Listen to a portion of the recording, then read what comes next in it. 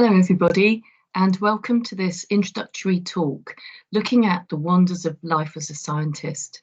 And I'm hoping to convince you why it's really worthwhile considering science as a career. It's the most exciting, most mind-blowing experience that you'll ever have. I can honestly say that in all the time that I've been a scientist, I have never been bored.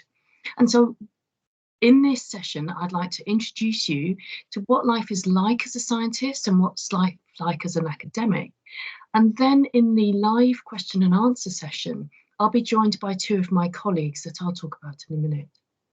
So my name is Susan Deuchars. I'm an academic at the University of Leeds, which is based in Yorkshire. So this is one of our buildings in the University of Leeds. This is one of the most beautiful ones, I think, with the Parkinson building behind and some sculptures in the front. As I mentioned, Leeds is in the county of Yorkshire, and Yorkshire's very hilly. It's very beautiful. It's got the most beautiful countryside around, and it's also famous for a lot of cycling. So if you love sport, it's a great place to live.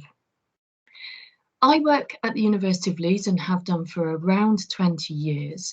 And during my time there, I was joined by two of the academics who I'm talking about today, Dr. Nazla Shafin and Dr. Nur Hagani.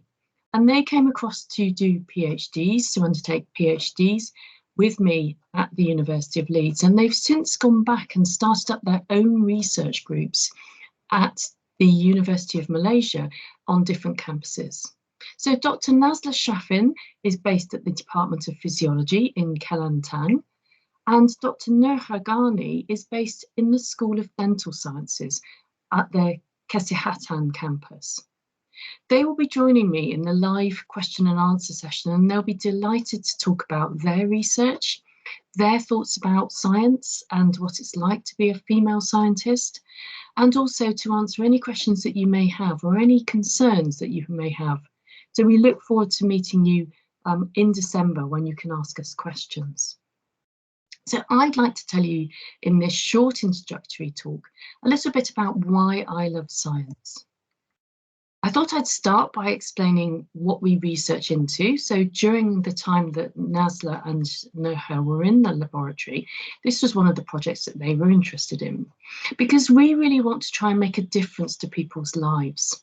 We're interested in a couple of projects, at least, one in which we're looking at harnessing some of the cells, some of the neural stem cells that we've got within our bodies to help in injury or in neurological conditions. So this is the spinal cord here, and I really talk to you about this in the other talk when we're really going into the research. But this is just showing you that these stem cells could be really important to be able to harness their ability to proliferate and differentiate and perhaps reverse some of the problems in neurological conditions. But we also, as scientists, can actually use humans and look at techniques to be able to modulate our activity of our nerves in a non-invasive way. So this is just a clip on the ear, and we can actually record from our neurons down here, our nerve cells in our nerve around the knee area, and actually look at what happens to the activity in these nerves in aging or in ill patients, and what happens when we stimulate this region of the ear.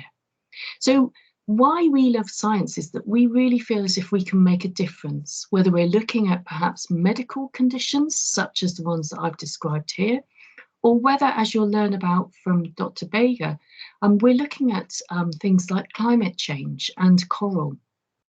So there's all sorts of science to interest everybody. So what goes on in a medical science research laboratory? I thought I'd just take you through some of the activities that if you were to actually work in a research laboratory within a university, you may be involved with. So this is the University of Leeds campus here. These are where we're based, these buildings here.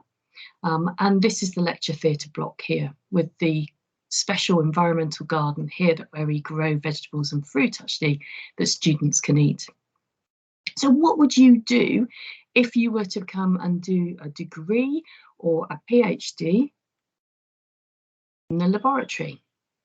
Well, This is just giving you one example here, so you could do your own research. So for example, here we have somebody who's actually using a working heart brainstem preparation to look at what happens if we stimulate a particular region, what happens to our autonomic nervous system.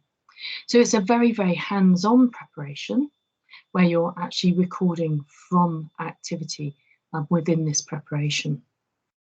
Here we have Nazla actually preparing spinal cord slices. So she's actually taking spinal cords and sectioning them through to be able to look at the activity and the responses of these cells in a dish. So this is a really important way of us looking to see what happens in these spinal cord slices. So you could be doing your own research and you would run your own project. This is a master's student here, and they're preparing tissue for cutting. So they're working in another part of the laboratory, and each one really takes ownership of their project and gets on with this.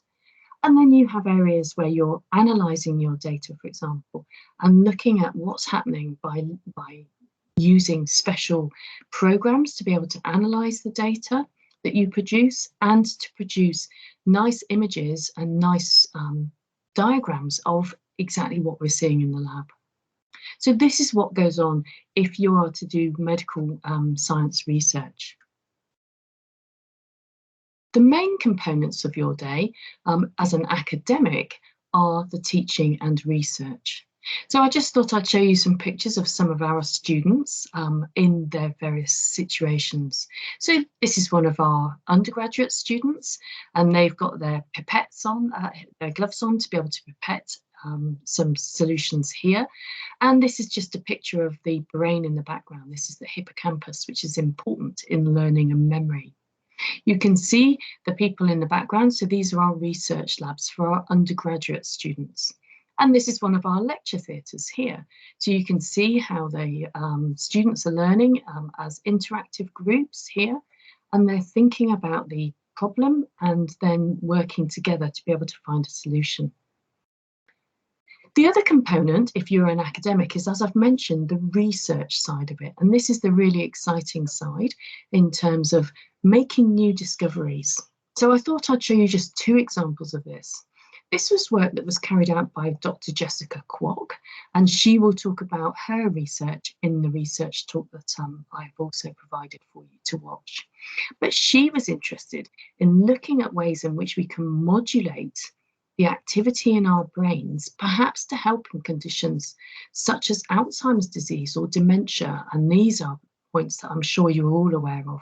So dementia research is a huge area where there are different ways of tackling the problem to be able to reverse some of our problems with learning and memory. This is the paper that we had out on what was known as ear tickling therapy. And as you can recognise here, these are our electrodes that we place on the ear, as I spoke about. And this actually made it onto the BBC News. So when this article was published in a journal, this was actually seen on the BBC News, and quite often our research is so exciting that this is where it ends up on national and international news. So we teach students and we do research, and we take the information that we get from research and actually take it into the teaching and tell our students about it. So you're learning the most up-to-date research possible. Our research actually uses really state-of-the-art equipment. So I just thought I'd show you a couple of these. This is what's known as an electron microscope. So this is the electron microscope here. It's a massive, massive machine.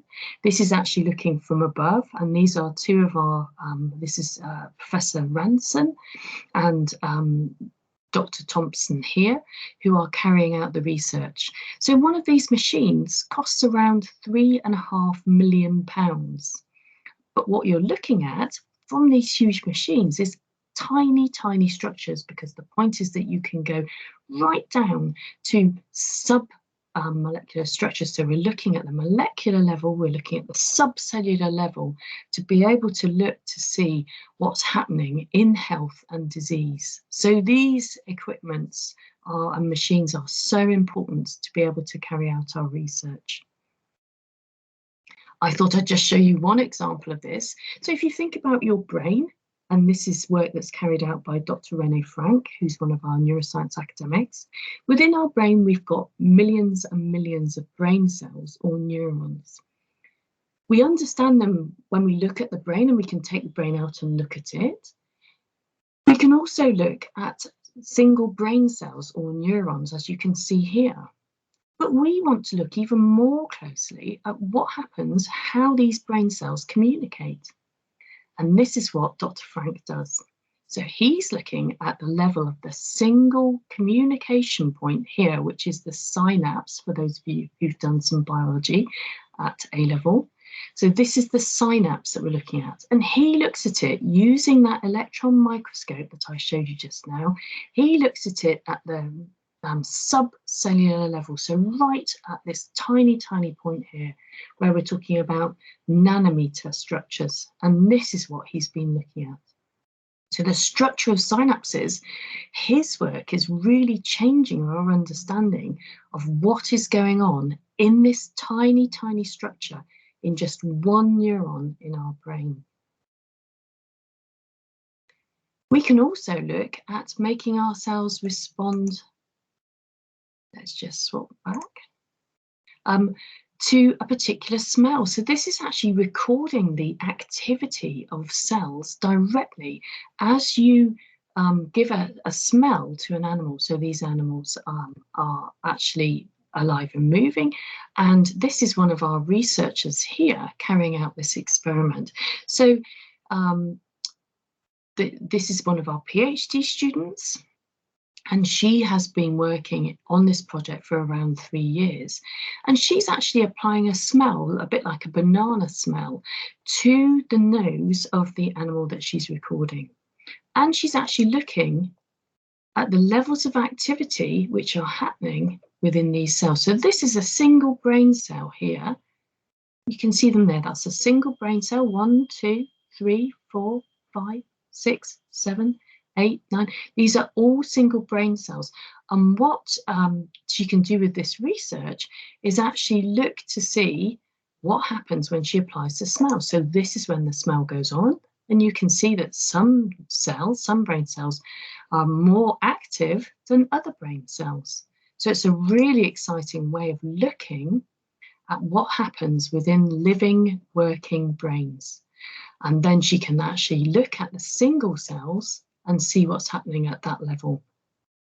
So this is a really exciting project, actually thinking about not only how our brain cells work, but actually how they respond to a particular activity or a particular stimulus, such as a banana smell.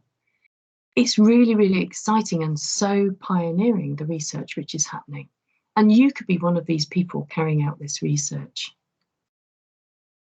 So what else does a university academic do? Well, there are many things that you can get involved with. So, for example, you could become a trustee, which is what I am, which is somebody who sits on the council of a research of a charity. And I also run all the conferences for the Physiological Society. So this is me just at the meeting that we had in Aberdeen in Scotland, and I was talking, so this was a video clip, you can see it actually on YouTube, a video clip of me just introducing what was happening, and these were all the scientists discussing their research at the meeting at the conference. So it was a really exciting, really vibrant place to be. You can also become an external examiner for different universities. So this is one of the universities that I was an external examiner at. And we actually compare the courses that we run to make sure that we're doing them properly. I also do editorial work. So we publish our research in particular research journals. And it's important that this research that we publish is very, very stringently tested to make sure that our research is appropriate and that what we're seeing, what we're recording, is actually true. So we work as editors or reviewers for journals. I'll just go back to using a pointer because it's a little easier for you to see. So this is what we also spend some time doing. And in my role, I'm actually a director of research for our school. So in that, I help to coordinate research, to think about how we can use technology, we can use ideas, develop ideas, we can take the information and actually carry out some analysis of it to decide what's the best way forward. So we take concepts, we take ideas, and we plan the science. And my role is to actually look at how we can enhance interactions, we can enhance our clinical relevance of our work, or enhance industrial links. So it's a really exciting place. I said at the beginning that you're never bored when you're carrying out research, you're never bored as an academic, and it is so, so true. We also consider that it's very, very important to have complete inclusion for all in science. And I just thought I'd point out, how seriously this is taken in science. So as a female, you'll be completely integrated into all activities. It's something that we care passionately about. So diversity and inclusion and equality for all in science to ensure that everybody's voice counts. And that's what we as scientists really, really believe in. So I'm an equality and diversity champion for the Physiological Society, and we think about all of these to ensure there's no discrimination and that everybody is considered equal and their voices are important to make them feel a part of the family. And science is all about being a part of the family, working together to answer a very specific question, working together to make things important and to make sure that we're carrying out our research properly, that our science is strong.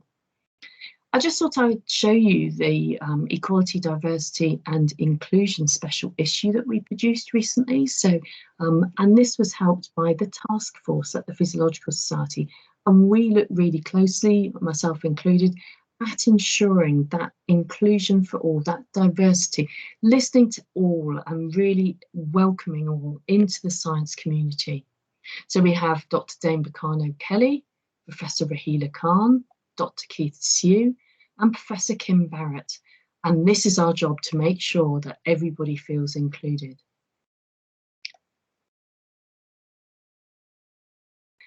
We talk a lot about communicating research, and actually it's really important to communicate our research properly.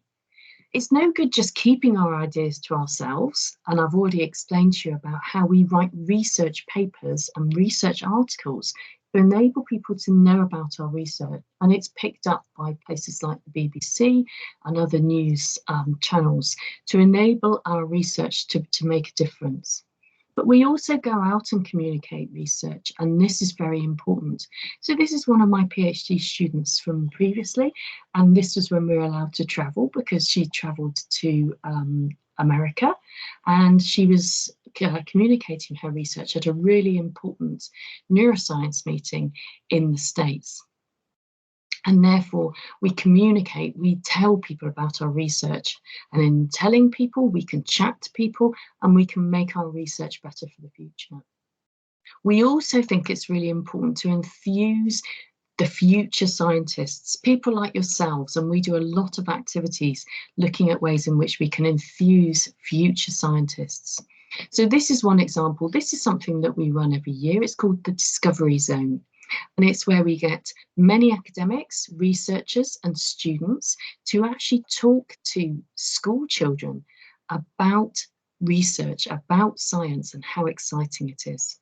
So you can see here, this is anatomy, this is a model of the human body, and they're talking through how the heart works here. Here, these students are actually doing some exercise. So they're resting at this point, and then they'll do some exercise. And we measure their heart rate and blood pressure and see what exercise does that and the importance of exercise. Here, we're teaching people. This is my team, Nora, who is from Saudi Arabia, Nurha and Nazla, who are from Malaysia, and James and Connie here, who are from the UK. So we talk about our research and we communicate it, and that's a really exciting part of our work. We also think it's really important to celebrate success. So when things go well, when somebody gets their PhD, when they get their undergraduate degree, we go out and we enjoy celebrating that success. And here actually they're doing karaoke. So a group of the students were doing karaoke to celebrate Lauren getting her PhD. So it's all about celebrating and enjoying our research. Is there time for children? Many people think that potentially there is no time to be able to have children, but that's not the case. All three of us, and we'll answer any questions that you want to, have children and have made that work-life balance appropriate for us. So these are my two children, my two boys, when they were quite young. And this was them. We actually went to a conference in Washington, in New York, in America, some time back when they were quite small. And we took them into the conference centre and they learned so much. So this was the meeting room that they were heading down to. They learned so much about their science. And it's meant that they've stayed passionate about their science. One studying anatomy and human physiology, and one studying environmental sciences. So taking time and making sure that your work-life balance is appropriate is really important. Do we love our jobs? Yes, indeed we do. I'm hoping that this has come across. There are so many opportunities.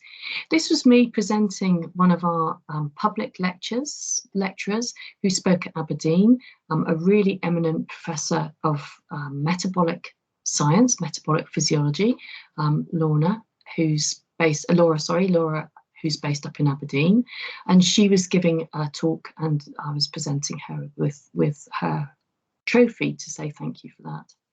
This is a conference that we went to in Rio de Janeiro in Brazil, called The Rhythms of Life, which was a really exciting conference, talking about all sorts of physiology and how our bodies work and what happens when they go wrong. This was our International Women's Day in 2019, celebrating the women of Leeds in science.